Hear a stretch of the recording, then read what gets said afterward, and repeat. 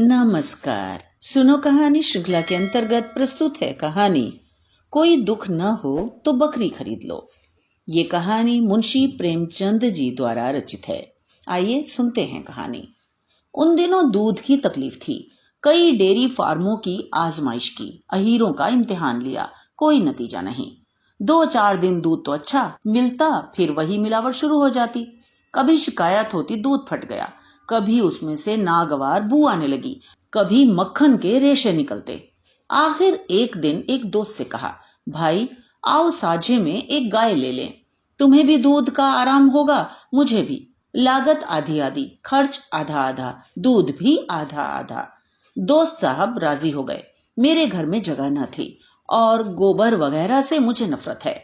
उनके मकान में काफी जगह थी, इसलिए प्रस्ताव हुआ कि गाय उन्हीं के घर रहे। इसके बदले में उन्हें गोबर पर एक छत्र अधिकार रहे।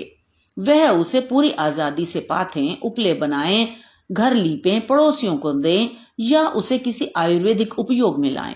इकरार करने वाले को इसमें किसी प्रकार की आपत्ति या प्रतिवाद न होगा और इकरार करने वाला सही होशो हवास में इकरार करता है कि वह गोबर पर कभी अपना अधिकार जमाने की कोशिश न करेगा और न किसी का इस्तेमाल करने के लिए आमादा करेगा।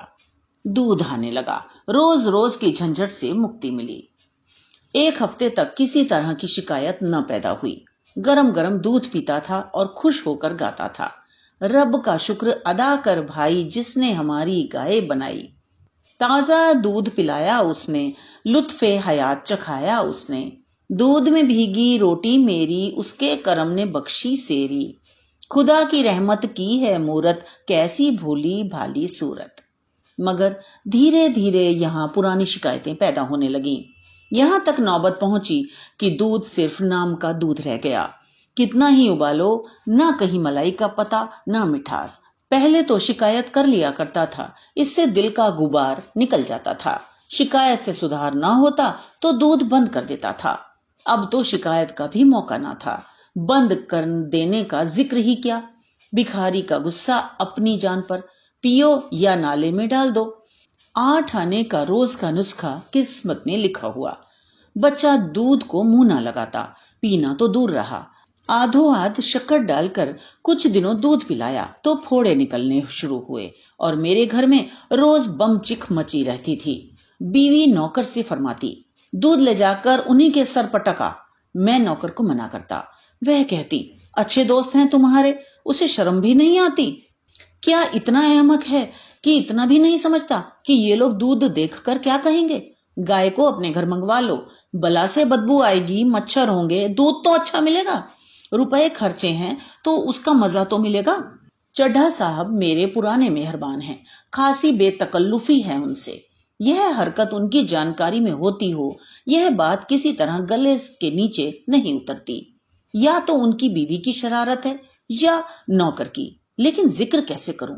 और फिर उनकी बीवी से भी तो राह रस्म है, कई बार मेरे घर आ चुकी हैं। मेरी बीवी जी भी उनके यहाँ कई बार मेहमान बनकर जा चुकी हैं। क्या वह यकायक इतनी बेवकूफ हो जाएंगी, सरीहन आंखों में धूल झोंकेंगी। और फिर चाहे किसी की शरारत हो, मेरे लिए यह गैर मुमकिन था कि उनसे दूध की खराबी की शिकायत करता। खैरियत ये हुई कि तीसरे महीने चड्ढा साहब का तबादला हो गया। मैं अकेले गाय न रख सकता था, साझा टूट गया। गाय आधे दामों में बेच दी गई।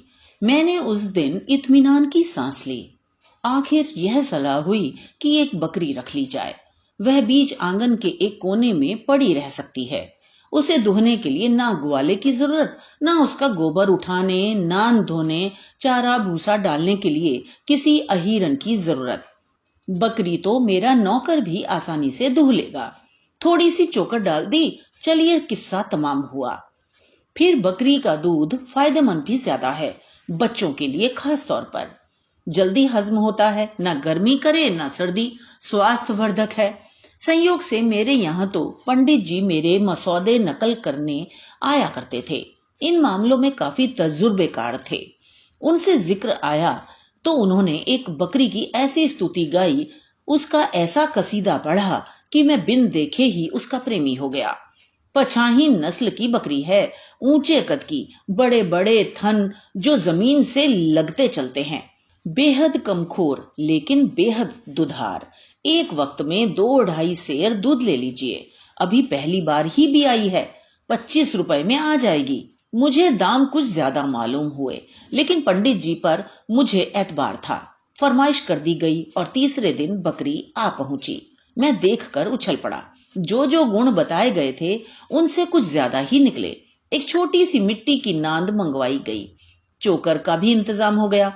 शाम को मेरे नौकर ने दूध निकाला तो सचमुच 2.5 सेर। मेरी छोटी पतीली लबालब भर गई थी। अब मूसलों ढोल बजाएंगे। यह मसला इतने दिनों बाद जाकर कहीं हल हुआ। पहले ही यह बात सूझती तो क्यों इतनी परेशानी होती। पंडित जी का बहुत बहुत शुक्रिया अदा किया। मुझे सवेरे तड़के और शाम को उसके सींग पकड़ने पड़ते थे, तब आदमी दुह पाता था। लेकिन यह तकलीफ इस दूध के मुकाबले में कुछ न थी।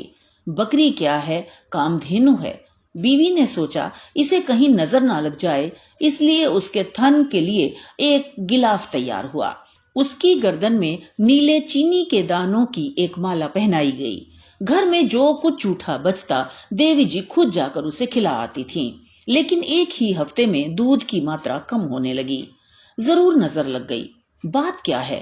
पंडित जी से हाल कहा तो उन्होंने कहा, साहब देहात की बकरी है, जमींदार की।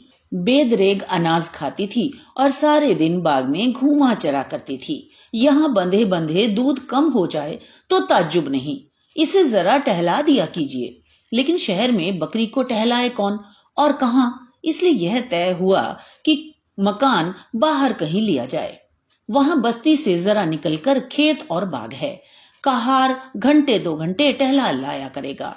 झटपट मकान बदला और गौ की मुझे दफ्तर आने जाने में 3 मील का फासला तय करना पड़ता था। लेकिन अच्छा दूध मिले तो मैं इसका दुगना फासला तय करने को तैयार था। यहाँ मकान खूब खुला हुआ था। मकान के सामने सहन था। जरा और बढ़कर आम और महुए का बाग। बाग से निकलिए तो काछियों के खेत थे, किसी में आलू, किसी में गोभी। एक काछी से तय कर लिया कि रोजाना बकरी के लिए कुछ हरियाली लाया करे। मगर इतनी कोशिश करने पर भी दूध की मात्रा में कुछ खास बढ़त नहीं हुई। 1.5 सेर की जगह मुश्किल से सेर भर दूध निकलता था। लेकिन यह तस्कीन थी कि दूध खालिस है। यह क्या कम है? मैं यह कभी भी नहीं मान सकता कि खिदमतगारी के मुकाबले में बकरी चराना ज्यादा जलील काम है। हमारे देवताओं और नबियों का बहुत सम्मानित वर्ग गल्ले चराया करता था। कृष्ण जी गायें चराते थे। कौन कह सकता है कि उस गल्ले में बकरियां न रही होंगी? हजरत ईसा और हजरत मोहम्मद दोनों ही भेड़ें चराते थे। लेकिन आदमी रूढ़ियों का दास है। जो कुछ बुजुर्गों ने नहीं किया उसे वह कैसे करे? नए रास्ते पर चलने के लिए जिस संकल्प और दृढ़ आस्था की जरूरत है वह हर एक में तो होती नहीं। धोबी आपके गंदे कपड़े धो लेगा, लेकिन आपके दरवाजे पर झाड़ू लगाने में अपनी हतक समझता है। जरायम पेशा कौमों के लोग बाजार से कोई चीज कीमत देकर खरीदना अपनी शान के खिलाफ समझते हैं। मेरे खिदमतगार को बकरी लेकर बाग में जाना बुरा मालूम होता था। घर से तो ले जाए, लेकिन बाग में उसे छोड़कर खुद किसी पेड़ के नीचे सो जाता। बकरी पत्तियां चर लेती थी, मगर एक दिन उसके जी में आया कि जरा बाग से निकलकर खेतों की सैर करे। यूं वह बहुत ही सभ्य और सुसंस्कृत बकरी थी। उसके चेहरे से गंभीरता झलकती थी। लेकिन बाग और खेत में घुसने की आजादी नहीं है, इसे वह शायद न समझ सकी। एक रोज किसी खेत में घुस गई और गोभी की कई क्यारियां साफ कर गई। काछी ने देखा तो उसके कान पकड़ लिए और मेरे पास लाकर बोला, बाबूजी, इस तरह आपकी बकरी हमारे खेत चरेगी तो हम तो तबाह हो जाएंगे। आपको बकरी रखने का शौक है तो इसे बांध कर रखिए। आज तो हमने आपका लिहाज किया, लेकिन कल फिर हमारे खेत में गई तो हम या तो उसकी टांग तोड़ देंगे या कांजी हाउस भेज देंगे।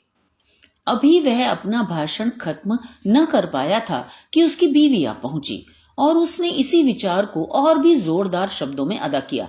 हाँ हाँ करती ही रही, मगर रांड खेत में घुस गई और सारा खेत चौपट कर दिया। इसके पेट में भवनी बैठे।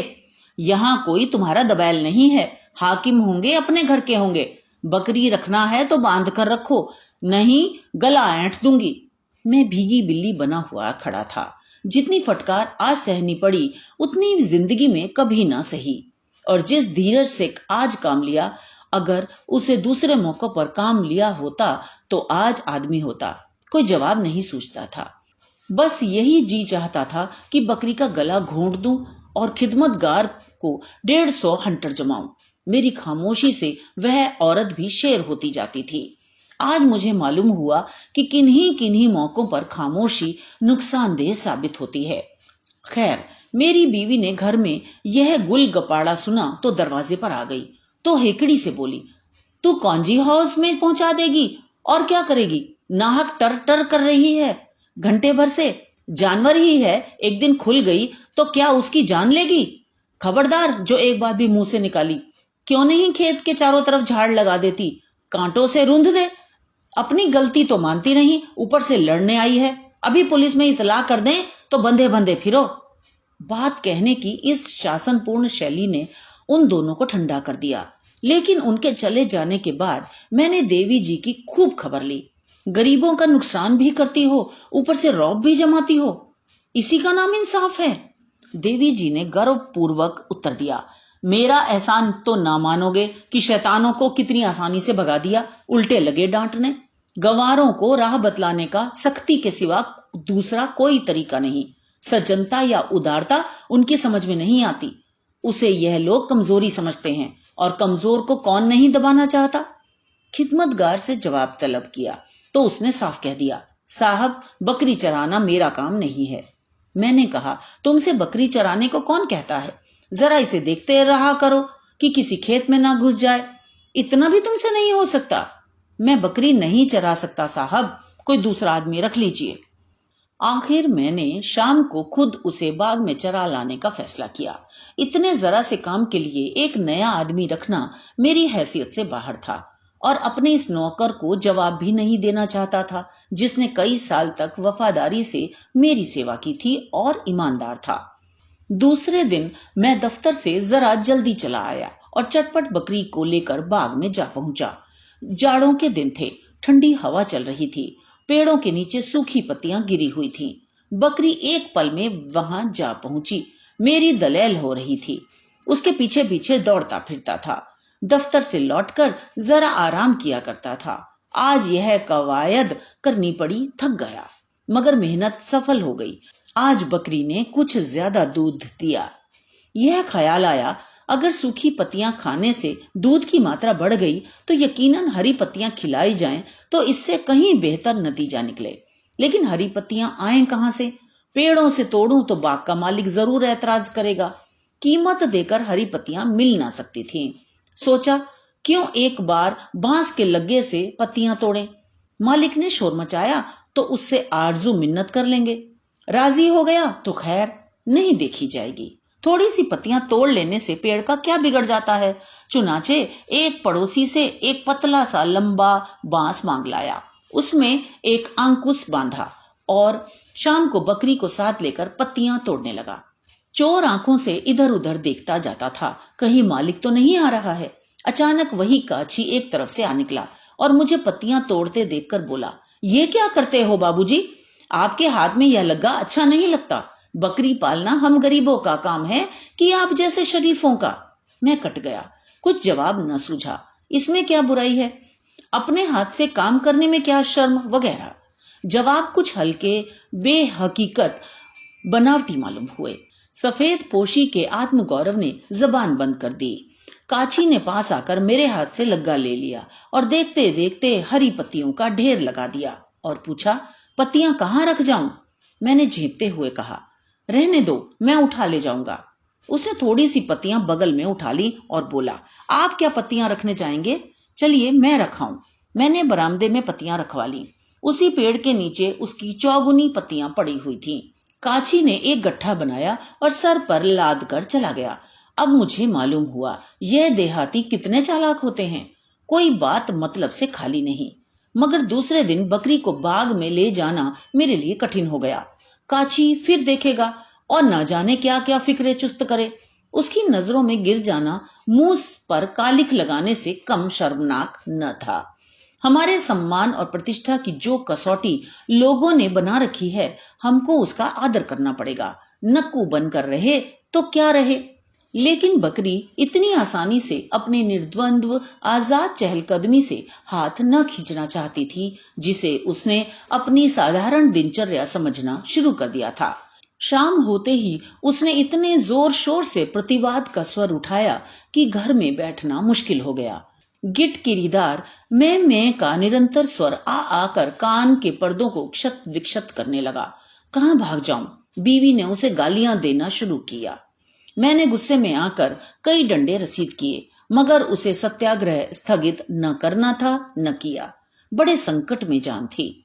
आखिर मजबूर हो गया। अपने किए का क्या इलाज। 8 बजे रात, जाड़ों के दिन, घर से बाहर मुंह निकालना मुश्किल, और मैं बकरी को बाग में टहला रहा था और अपनी किस्मत को कोस रहा था। अंधेरे में पांव रखते मेरी रूह कांपती है। एक बार मेरे सामने से एक सांप निकल गया था। अगर उसके ऊपर पैर पड़ जाता तो जरूर काट लेता। तब से मैं अंधेरे में कभी ना निकलता था, मगर आज इस बकरी के कारण मुझे इस खतरे का भी सामना करना पड़ा। जरा भी हवा चलती और पत्ते खड़कते तो मेरी आंखें ठिठुर जाती और मेरी पिंडलियां कांपने लगती। शायद उस जन्म में मैं बकरी रहा होऊंगा और यह बकरी मेरी मालकिन रही होगी। उसी का प्रायश्चित इस जिंदगी में भोग रहा था। बुरा हो उस पंडित का जिसने यह बला मेरे सिर मढ़ी। गृहस्थी भी जंजाल है। बच्चा ना होता तो क्यों इस मूजी जानवर की इतनी खुशामद करनी पड़ती। और यह बच्चा बड़ा हो जाएगा तो बात ना सुनेगा, कहेगा आपने मेरे लिए क्या किया है, कौन सी जायदाद छोड़ी है। यह सजा भुगत कर 9 बजे रात को लौटा। अगर रात को बकरी मर जाती तो मुझे जरा भी दुख ना होता।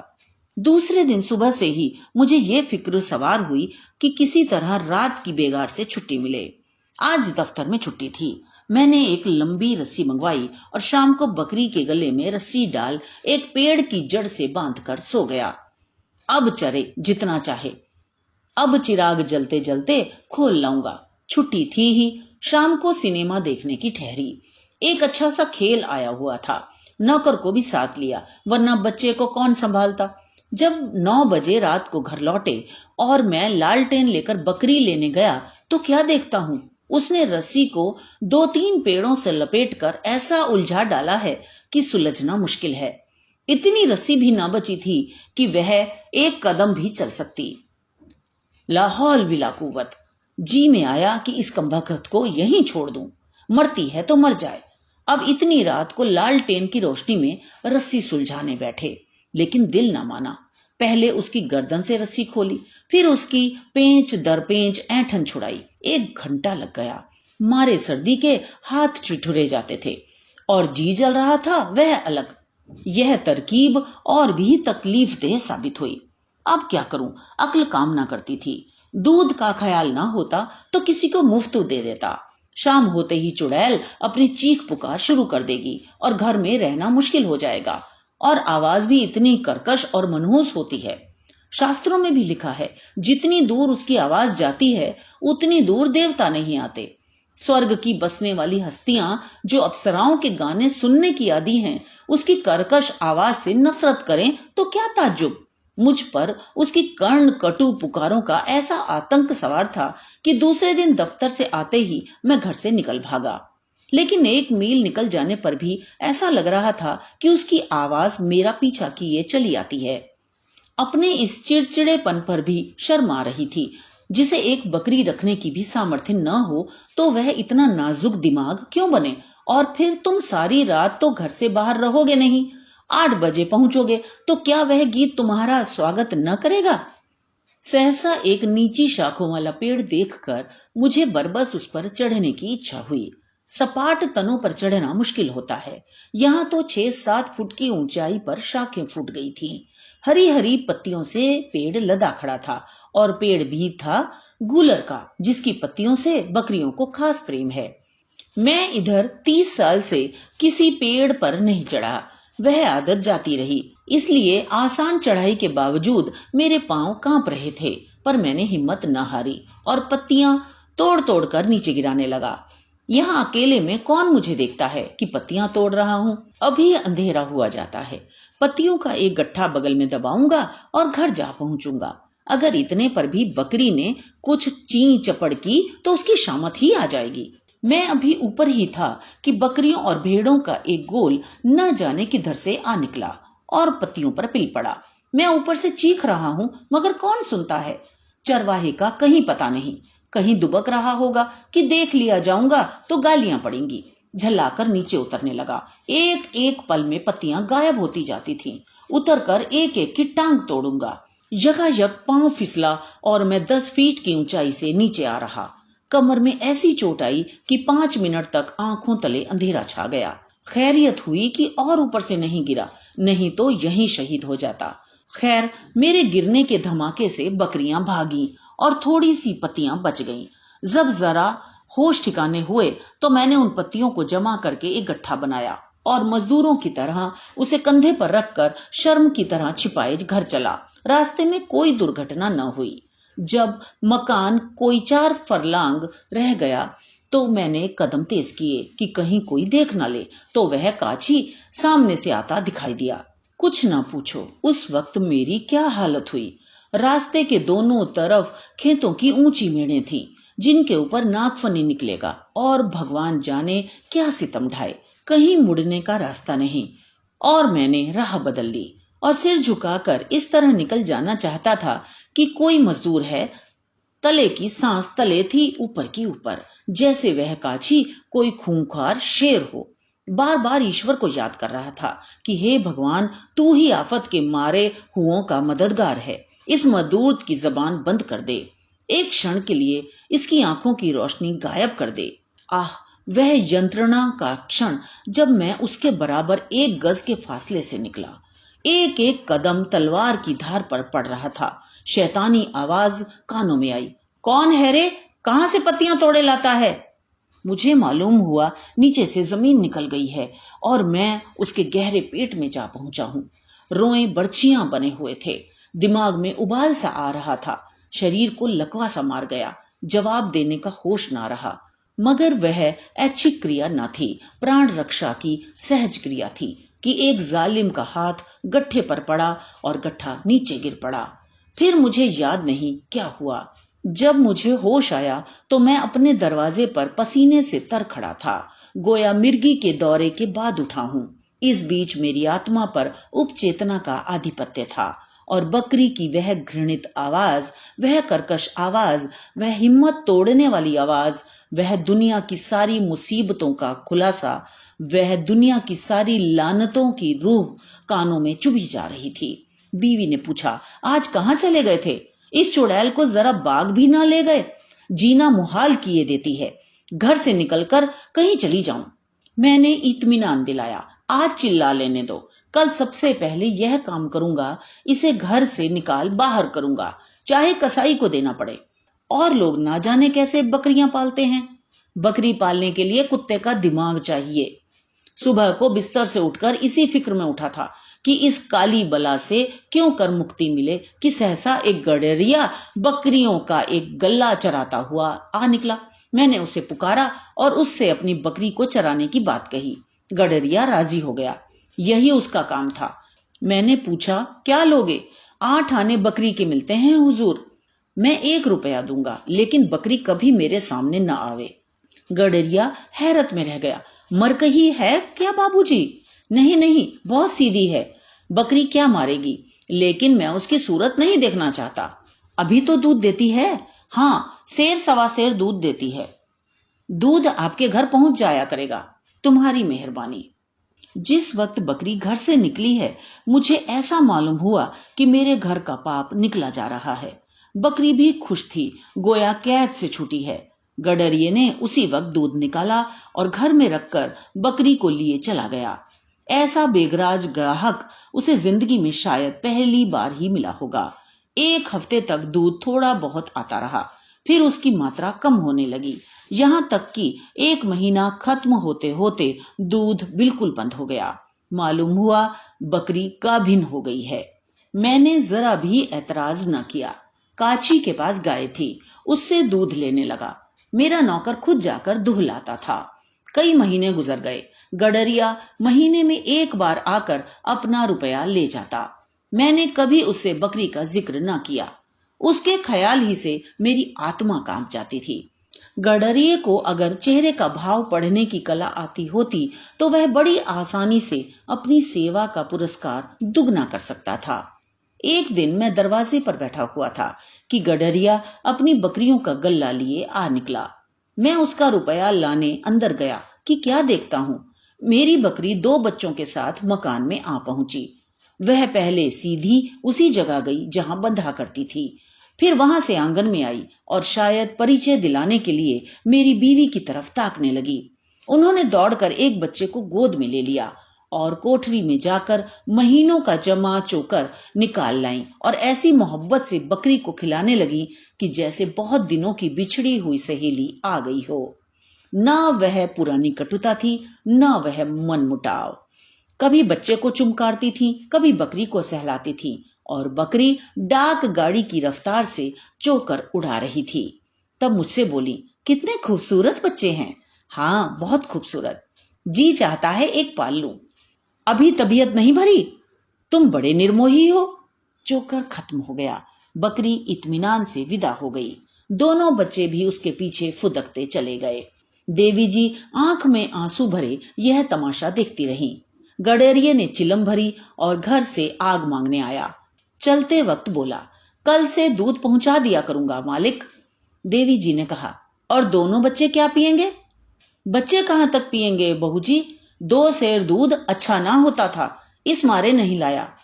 मुझे रात को वह मर्मांतक घटना याद आ गई। मैंने कहा, दूध लाओ या न लाओ तुम्हारी खुशी, लेकिन बकरी को इधर न लाना। उस दिन से न वह गडरिया नजर आया, न वह बकरी, और न मैंने पता लगाने की कोशिश की। लेकिन देवी जी उसके बच्चों को याद करके कभी कभी आंसू बहा रोती हैं। तो ये तो थी कहानी। मुझे आशा है आपने आनंद लिया होगा। मिलते हैं अगली कहानी में। धन्यवाद।